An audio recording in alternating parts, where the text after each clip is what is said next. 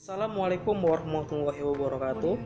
Perkenalkan, nama saya Abdi Dharma Kusuma Tarigan, NIM 1908907, mata kuliah Anatomi Terapan, jurusan Kesehatan dan Rekreasi, Prodi Ilmu Keolahragaan, Fakultas Ilmu Keolahragaan, Universitas Negeri Padang. Di sini saya akan membahas 6 materi. Yang pertama, sistem persyarafan, kedua, endokrin, ketiga, sistem alat kelamin pria, keempat, alat kelamin wanita, 5, darah, dan keenam, panca indera. Sistem saraf adalah sistem yang mengatur dan mengendalikan semua kegiatan aktivitas tubuh kita seperti berjalan, menggerakkan tangan, mengunyah, dan lainnya. Sistem saraf tersusun dari jutaan serabut sel saraf atau neuron yang berkumpul membentuk suatu berkas atau vaskulum. Neuron adalah komponen utama dalam sistem saraf. Sistem saraf sebagai sistem koordinasi mempunyai 3 fungsi utama, yaitu 1. Mengatur atau mengendalikan kerja organ tubuh. 2. Pusat pengendalian tangan. 3. Alat komunikasi dengan dunia luar. Berikut adalah gambar struktur sel saraf.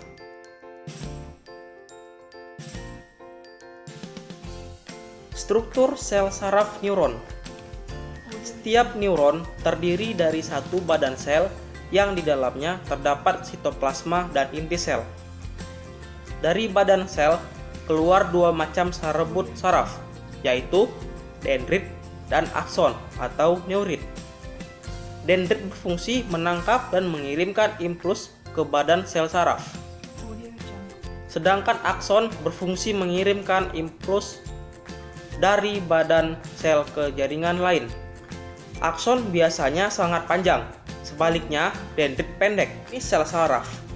Nah, terdapat 5 jenis sel saraf berdasarkan bentuk, yaitu pertama, unipolar neuron, kedua, bipolar neuron, 3, interneuron, 4, pyramidal cell, 5, motor neuron. Fungsi yaitu sel saraf sensorik atau saraf aferen, berfungsi mengantarkan rangsangan dari reseptor atau penerima rangsangan ke sumsum tulang belakang.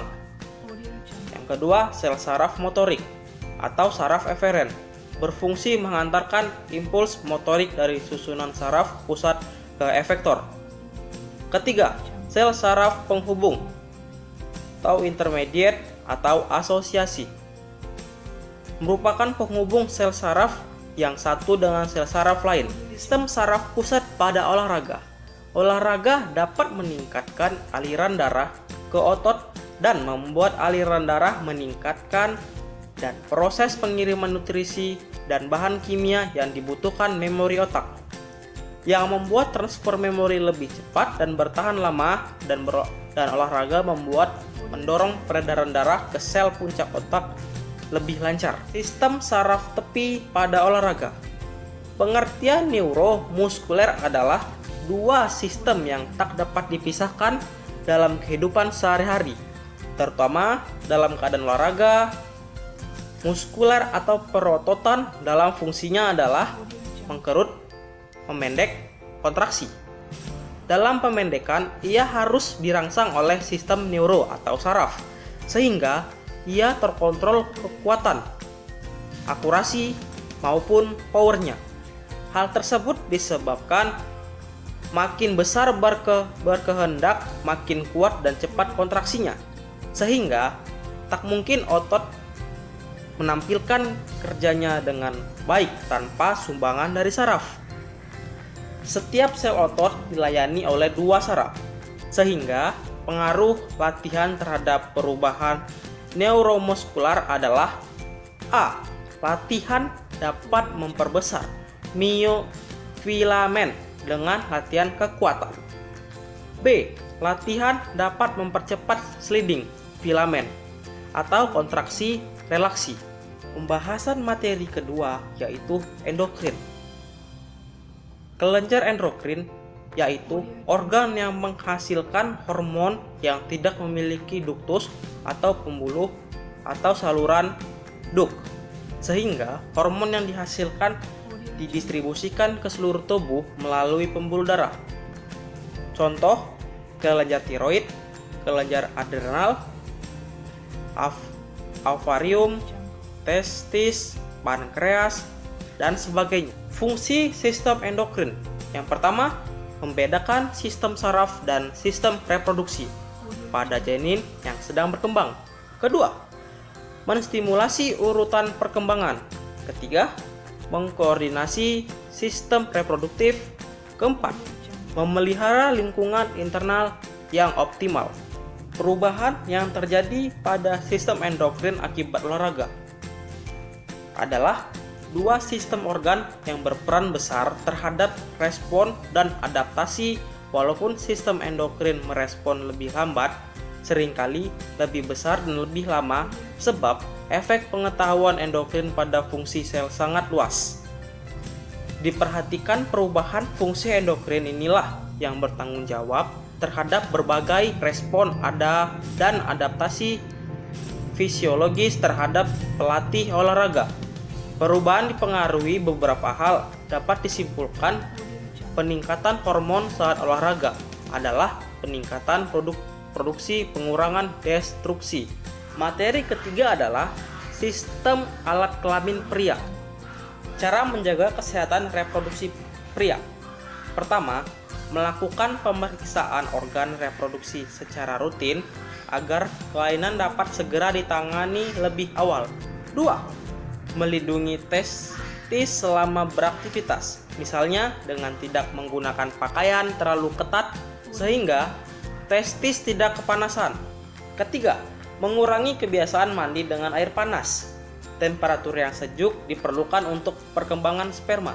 Keempat, menjalankan pola hidup sehat seperti mengkonsumsi makanan bergizi, cukup olahraga, menghindari penyakit penular seksual, dan menciptakan ketenangan psikis. Kelima, menghindari dari minuman beralkohol dan rokok. Struktur alat-alat kelamin pria pada olahraga. Olahraga terbukti maupun meningkatkan kadar hormon testosteron, sehingga fungsi reproduksi baik internal dan eksternal meningkat. Hormon testosteron ini merangsang produksi sperma. Olahraga juga dapat menambah gairah seksual karena dipengaruhi oleh baik hormon testosteron. Pembahasan materi keempat adalah sistem alat kelamin wanita akibat olahraga. Olahraga dapat meningkatkan hormon estrogen pada wanita yang terpengaruh pada kemauan seks dan juga dapat menguatkan otot vagina. Pada saat menstruasi tidak berpengaruh dalam olahraga. Karena itu, pelatih tidak mengubah jadwal latihan maupun lomba. Hanya diperlukan perhatian pada kekurangan zat besi saat menstruasi karena dilakukan gejala kurang darah.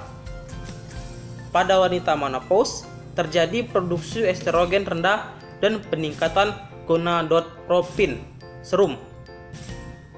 Rasa panas hot flash memancar dari badan ke wajah wanita yang tidak olahraga. Apabila hot flash akibat diferensiasi estrogen dapat dikurangi dengan meningkatkan estrogen dan progesteron. Estrogen apabila disebabkan oleh peningkatan LH olahraga dapat menurunkan LH. Penelitian menemukan bahwa menopause dapat diperlambat olahraga. Materi kelima adalah darah. Darah adalah cairan berwarna merah yang terdapat dalam pembuluh darah. Warna merah tersebut tidak selalu tetap, tetapi berubah-ubah karena pengaruh zat kandungannya, terutama kadar oksigen dan karbon dioksida. Fungsi darah. Yang pertama, mengangkut oksigen dan karbon dioksida dari alat-alat pernapasan ke jaringan-jaringan ke seluruh tubuh.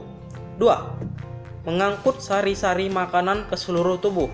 3. Mengangkut sisa-sisa metabolisme ke alat ekspresi.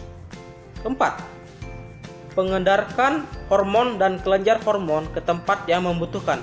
Dalam olahraga, terjadi peningkatan ukuran dan kekuatan otot ventrikel kiri yang memompa darah ke seluruh tubuh sehingga rongganya membesar dan menampung banyak darah, dan pembuluh darah pun ikut membesar dan menalurkan darah lebih tinggi per detik.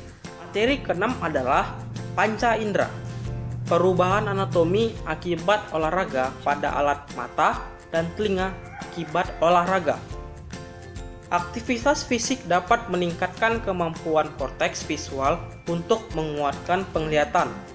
Olahraga dapat menyebabkan penurunan konsentrasi inhibitory neurotransmitter di otak yang disebut GABA, yang berarti saat konsentrasi neurotransmitter turun, maka kemampuan visual akan meningkat.